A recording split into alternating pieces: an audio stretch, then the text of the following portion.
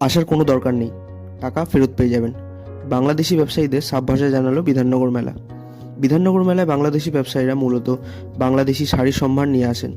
ঢাকাই জামদানি এবং বিভিন্ন ধরনের তাঁতের শাড়ি, যা এপার বাংলার মহিলাদের ভীষণ প্রিয়। এখন আর সেটা হবে না। কলকাতা সংলগ্ন বিধাননগর মেলা 2024-25 উদ্যোক্তারা সাফ জানিয়েছে, বাংলাদেশি ব্যবসায়ীদের এখানে আসার বা যোগদান করার কোনো দরকার নেই, সাথে তাদের দেওয়া অগ্রিম টাকা ফেরত দেওয়া হবে। বাংলাদেশের মাটিতে ক্রমবর্ধমান ভারতবিরোধী স্লোগান এবং ভারতীয় জাতীয় পতাকার অবমাননা এই অসন্তোষের কারণ। এই মঙ্গলবার থেকে সল্টলেক সেন্ট্রাল পার্কে আয়োজিত হচ্ছে এই মেলা। আয়োজক বিধাননগর পুর নিগম। চলবে 6 জানুয়ারি পর্যন্ত। সাথে উল্লেখ্য, 28 জানুয়ারি কলকাতা বইমেলা শুরু হতে চলেছে।